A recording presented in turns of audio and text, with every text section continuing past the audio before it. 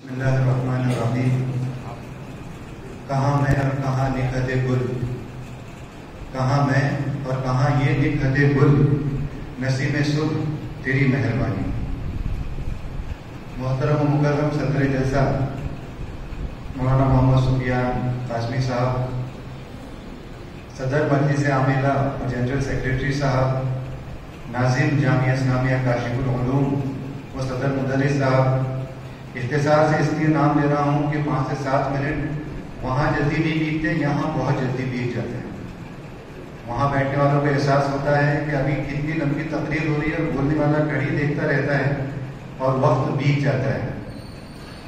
سب سے پہلی بات تو یہ ہے کہ تاثرات دینے کے لیے جب یہاں کھڑا ہوں تو اللہ رب العزت کا لاکھ لاکھ شکر بجا لاتا ہوں کہ مجھ جیسے گناہ گار کو یہاں پر اس مبارک مجلس میں تو الفاظ بولنے کی توفیق ملی ہے۔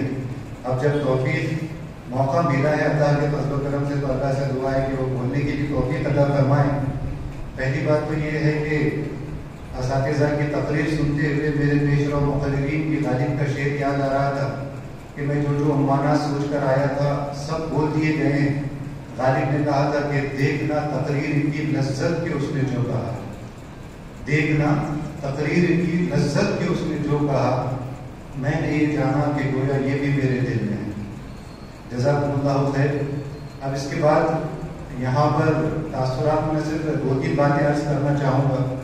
پہلی بات تو یہ ہے کہ ملک کے سابق وزیر اعظم کو ان کے مخالفین کی جانب سے منموہن سنگھ کو ایکسیڈنٹل پرائم منسٹر کہا جاتا ہے، جو حادثاتی وزیر اعظم ہے۔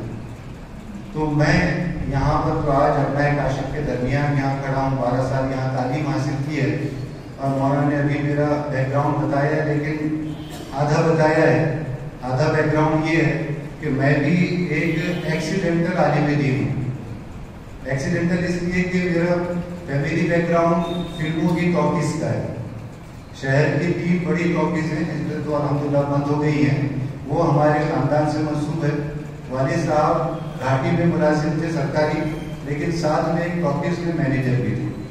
لیکن سارے بچوں کو ہولی کراس اور لٹل فلاور اسکول سے پڑھانے کے بعد اللہ نے مولانا مجیب الدین قاسمی صاحب اور مولانا نسیم الدین مفتاحی صاحب کے رہنمائی میں ان کو توفیق دی کہ انہوں نے سب کو ادھر پڑھایا، لیکن ایک کو یعنی مجھے جو ہے وہ دینی تعلیم کے لیے یہاں بھیجا، اور ایک ایسے مدرسے میں بھیجا کہ جس نے خواب کو کندن بنا دیا، جس میں سونا بنا دیا، کہ جس نے ایسی ایسی باتیں سکھائی۔ آج جب ہم تاریخ کے زندگی کے اوراق پر رکھ کر دیکھتے ہیں تو احساس ہوتا ہے کہ انگریزی العربی کے جلسے ہوتے تھے۔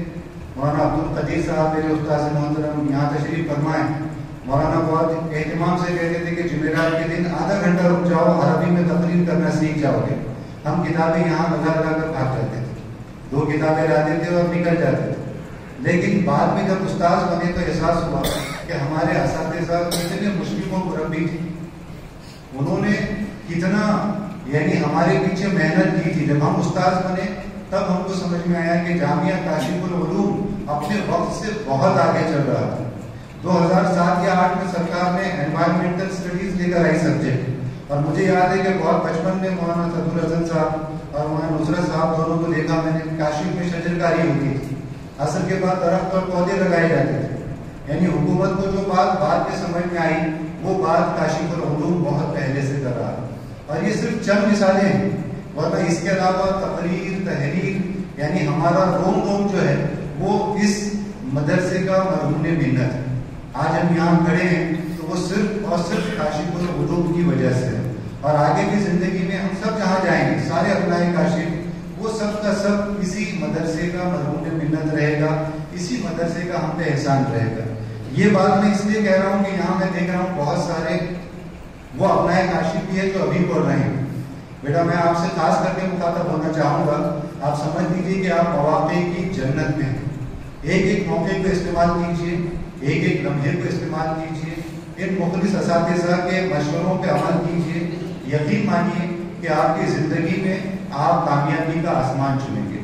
اور ایک آخری بات وہ یہ عرض کرنا چاہوں گا، اور وہ میں خود سے کہہ رہا ہوں، کسی اور پہ سے نہیں، کہ فراغت 1998 کی ہے میری یہاں سے، اور 25 سال بیت چکے ہیں، لیکن میں آج یہاں پر بہت سر جھکائے آیا ہوں۔